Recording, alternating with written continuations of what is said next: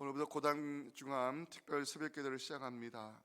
십자가에 달리신 주님을 생각하며 그리스도의 고난에 동참하는 마음으로 기도의 자리 지키는 여러분들에게 성령께서 십자가의 능력으로 또 말씀의 권능으로 여러분들의 믿음을 새롭게 하여 주시기를 주님의 이름으로 축원합니다. 오늘 우리가 살펴볼 본문은 겟세마네 동산의 기도로 알려져 있습니다. 겟세마네 동산은 감람산 기슭에 위치한 자그마한 동산으로 겟세마네는 히브리어로 기름 짜는 틀을 의미합니다. 감람란에서 자라는 감람나무의 열매로 등유를 짰기 때문에 사람들은 겟세마네라 불렀던 것 같습니다. 겟세마네 동산은 주님께서 제자들과 함께 습관적으로 올라가 기도하셨던 처소임을 누가복음 22장 39절은 기록하고 있습니다. 예수께서 나가사 습관을 따라 감람산에 올라가셔서 제자들과 함께 기도하셨습니다. 가룟 유다는 제자 중 한 사람으로 겟세마네 동산의 위치를 정확히 알고 있었기 때문에 로마 군병들에게 주님이 계신 곳을 안내할 수 있었습니다. 주님께서 겟세마네 동산에서 기도하실 때 제자들에게 부탁하셨습니다. 내 마음이 심히 고민하고 슬프니 나와 함께 깨어 있으라 말씀하셨습니다. 37절 38절 보시면 베드로와 세베대의 두 아들을 데리고 가실새 고민하고 슬퍼하사 이에 말씀하시되 내 마음이 매우 고민하여 죽게 되었으니 너는 여기 머물러 나와 함께 깨어 있으라 부탁하셨습니다. 제자들에게 깨어 기도할 것을 부탁하신 주님은 땅에 엎드려 첫 번째 기도를 하나님께 드렸습니다. 첫 번째 기도의 내용이 39절에 나오는데 함께 읽겠습니다. 시작. 조금 나아가사 얼굴을 땅에 대시고 엎드려 기도하여 이르시되 지나가게 하옵소서. 그러나 나의 원대로 마시옵고 아버지의 원대로 하옵소서. 첫 번째 기도를 드리신 주님은 제자들에게 오셔서 자고 있는 것을 보시고 다시 한번 시험에 들지 않게 깨어 기도하라 말씀하셨습니다. 40절 41절입니다. 제자들에게 오사 그 자는 것을 보시고 베드로에게 말씀하시되 너가 나와 함께 한 시간도 이렇게 깨어 있을 수 없더냐. 시험에 들지 않게 깨어 기도하라. 마음에는 원이로되 육신이 약하다고 말씀하셨습니다. 주님의 두 번째 기도의 내용이 42절에 나오는데 42절은 설교에서 굉장히 중요한 말씀입니다. 함께 읽겠습니다. 다시 두 번째 나아가 기도하여 내 아버지여 만일 내가 마시지 않고는 이 잔이 내게서 지나갈 수 없거든 아버지의 원대로 되기를 원하나이다 하시고, 여기서 우리는 첫 번째 기도의 내용과 두 번째 기도의 내용이 달라져 있는 것을 발견할 수 있습니다. 마지막으로 주님께서 제자들이 자고 있는 것을 보시고 세 번째 엎드려 기도하시는 장면이 43절 44절에 나옵니다. 다시 여사 보신즉 그들이 자니 이는 그들의 눈이 피곤함일러라. 또 그들을 두시고 나아가 세 번째 같은 말씀으로 기도하셨습니다. 기도를 마치신 주님은 때가 왔으니 인자가 죄인의 손에 팔리느니라 말씀하시며 잡혀가시는 장면이 45절 46절에 나옵니다. 함께 읽겠습니다. 이에 제자들에게 오사 이르시되 이제는 자고시라. 보라 때가 가까이 왔으니 인자가 죄인의 손에 팔리느니라. 일어나라 함께 가자. 보라 나를 파는 자가 가까이 왔느니라. 아멘. 오늘은 겟세마네 동산의 기도를 살펴보면서 우리의 기도를 돌아보는 소중한 시간을 가져보기 원합니다. 첫째 메시지 함께 읽겠습니다. 시작. 주님은 우리의 구원을 위하여 심판과 저주의 잔을 마셔야 했다는 사실입니다. 겟세마네 동산에서 우리가 놓쳐서는 안 될 중요한 두 단어가 있습니다. 잔이라는 단어와 마시다라는 단어입니다. 42절 보시면 잔과 마시다는 단어가 동시에 등장하는 것을 볼 수 있습니다. 다시 두 번째 나아가 기도하여 이르시되 내 아버지여 만일 내가 마시지 않고는 이 잔이 내게서 지나갈 수 없거든 아버지의 원대로 되기를 원하나이다. 잔과 마시다는 단어가 왜 중요할까요? 겟세마네 동산의 기도는 성만찬과 연결되어 있었기 때문입니다. 주님께서 제자들과 마지막 유월절 만찬을 나누신 장면에서 잔과 마시다는 단어가 등장합니다. 마태복음 26장 27절 함께 읽겠습니다. 시작. 또 잔을 가지사 감사기도 하시고 너희가 이것을 마시라 말씀하셨습니다. 겟세마네 동산의 기도와 성만찬이 서로 연결되어 있음을 보여주는 것이 잔과 맛이라는 단어입니다. 근데 기억하실 것은 이 성만찬에 등장하는 잔과 겟세마네 동산의 기도에 등장하는 잔은 완전히 다른 의미를 가지고 있다는 것입니다. 성만찬에 등장하는 잔은 사람들의 죄를 사해주는 용서의 잔이고 구원의 잔이라 말할 수 있습니다. 주님께서 제자들에게 잔을 나누어 주시면서 마시라 말씀하시면 그 잔이 용서의 잔이요 구원의 잔이기 때문입니다. 하지만 오늘 본문 39절에 등장하는 잔은 완전히 다른 의미의 잔입니다. 왜 주님께서 이 잔을 내게서 지나가게 해달라고 간절히 기도하셨겠습니까? 주님께서 마셔야 될 잔은 심판과 저주의 잔이기 때문입니다. 하나님의 진노가 담긴 잔을 마셔야 되는 시간이 다가오고 있을 때 주님은 겟세마네 동산에 올라가셨습니다. 36절 보시면 내가 저기 가서 기도할 동안에 라는 구절이 나오는데, 여기에 나오는 기도하는 단어는 일상적으로 드리는 기도가 아니라 특별한 기도를 드릴 때 사용하는 헬라어 단어입니다. 왜 주님께서 특별한 기도를 드리시는가? 인간 예수의 마음이 고민과 슬픔으로 가득 차 있었기 때문입니다. 37절 보시면 당시 예수님의 마음 상태를 보여주는 단어가 등장합니다. 베드로와 세베대의 두 아들 데려가실새 고민하고 슬퍼하사. 이 고민하다는 단어는 마음의 갈피를 잡을 수가 없어서 심히 괴로운 상태를 가리키는 단어입니다. 슬퍼하다는 단어는 헬라어로 마음의 무거운 짐을 의미합니다. 십자가 수단을 앞에 두신 주님의 마음은 괴로움과 슬픔의 짐으로 가득 찼던 것입니다. 왜냐하면 주님께서 심판과 저주의 잔을 마셔야만이 하나님의 구원이 이루어질 수 있었기 때문입니다. 주님께서 십자가에 달리셨을 때 육신의 고통을 덜어주고자 쓸개탄 포도주를 마시게 하였습니다. 그 장면이 마태복음 27장 34절에 기록이 되어 있습니다. 쓸개탄 포도주를 예수께 주어 마시게 하려 하였더니 예수께서 맛보시고 마시고자 하지 아니하셨습니다. 쓸개탄 포도주는 그 당시에 마취 역할을 하는 것으로 십자가에 달린 사람의 고통을 덜어주기 위함이었습니다. 하지만 주님은 그 잔을 받지 않으셨습니다. 주님께서 마시고자 하는 잔은 하나님의 진노가 담겨있는 심판과 저주의 잔이었기 때문입니다.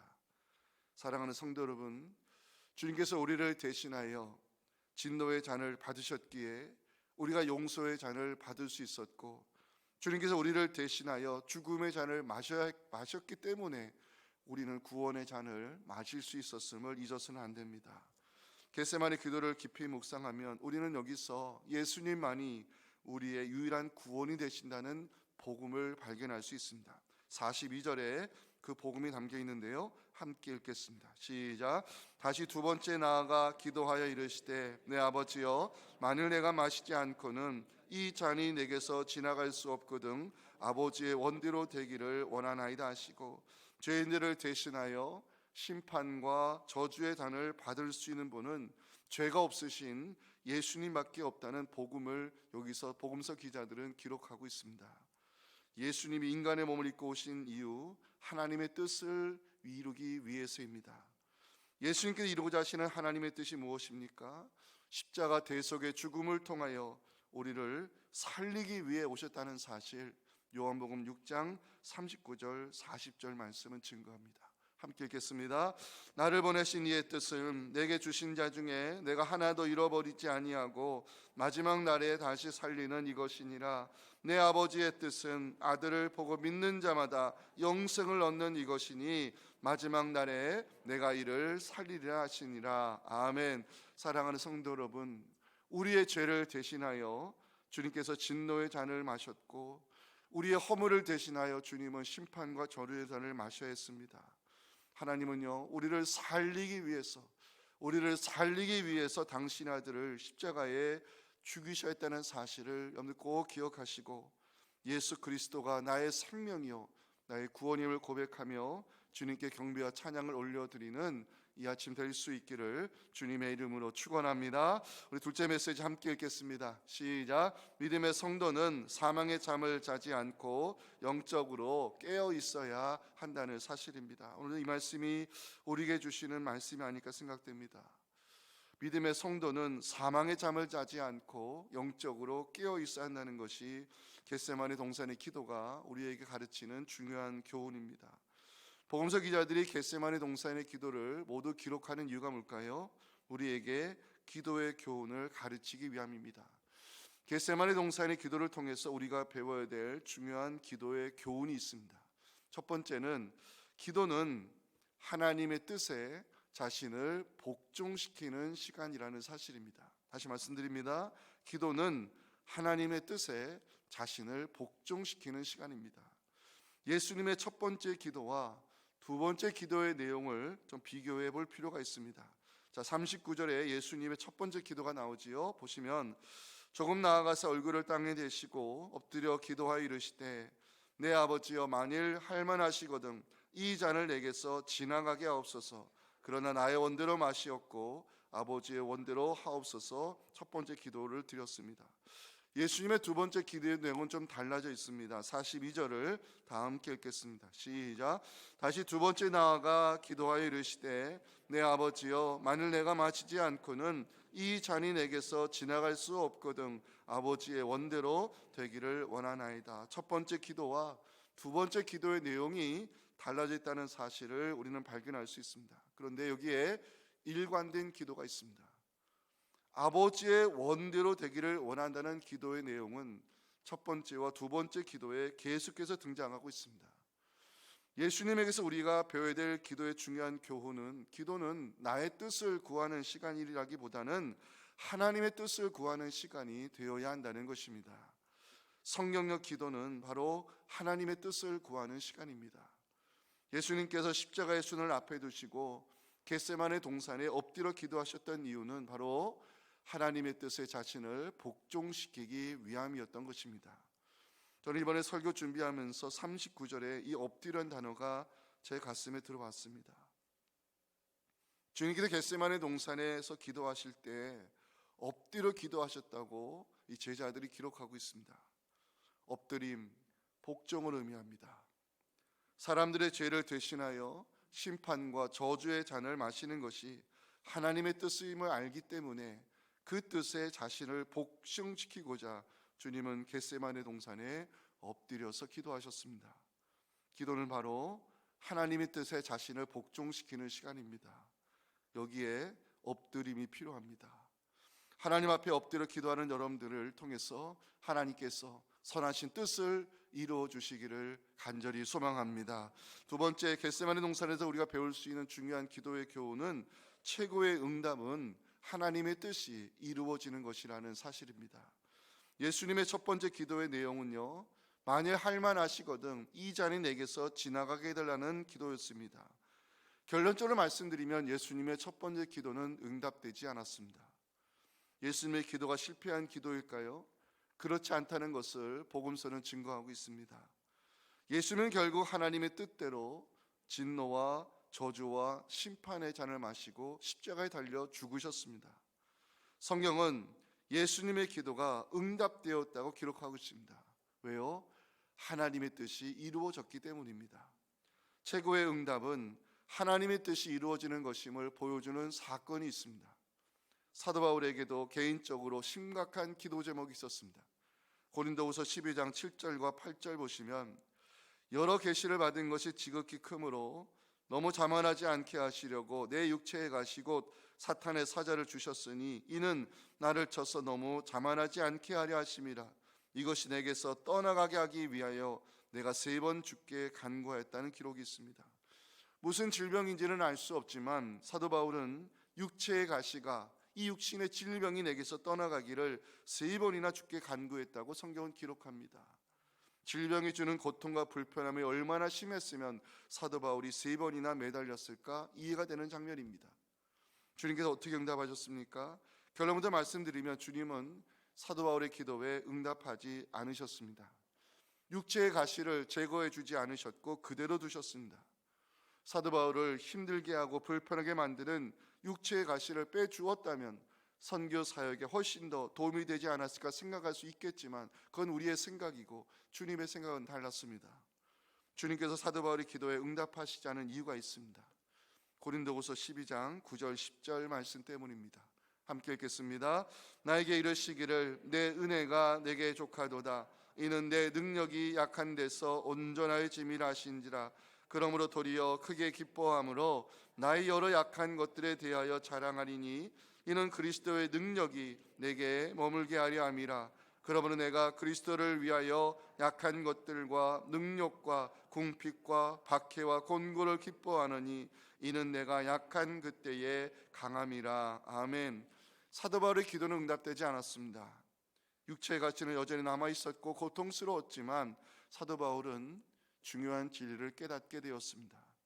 하나님의 능력은 약한 데서 온전해진다는 사실, 나의 약함이 그리스도의 능력이 머무는 이유가 된다는 사실, 약할 그때에 강한 자 되게 하시는 주님이 나를 통해 역사하시는 진리를 사도 바울은 가시를 통해 깨닫게 된 것입니다. 사도 바울의 기도는 실패하지 않았습니다. 약함 속에 그리스도의 능력이 임하며 하나님은 약한 자를 들어 위대한 역사를 이루신다는 진리를 깨닫게 하는 것, 이것이 사도 바울을 향한 하나님의 뜻이었던 것입니다. 사랑하는 성도 여러분, 최고의 응답은 하나님의 뜻이 이루어지는 것입니다. 우리의 기도를 통하여 하나님의 뜻이 이루어지는 것, 기도자가 누릴 수 있는 최고의 응답인 것입니다. 세 번째, 마지막은 성도는 사망의 잠을 자서는 안 되며 깨어 기도하는 자가 되어야 한다는 것입니다. 주님께서 제자들에게 하신 말씀 중에 반복되는 표현이 있습니다. 38절 보시면 깨어 있으라 주님 말씀합니다. 41절도 가시면 깨어 기도하라 계속해서 말씀하고 있습니다. 깨어 있으라는 것을 헬라어 원문 성경으로 보면 모두 다 명령형 동사로 되어 있습니다. 깨어 있으라는 말씀, 깨어 기도하라는 말씀은 바로 우리를 향한 주님의 명령임을 깨달을 수 있는 것입니다.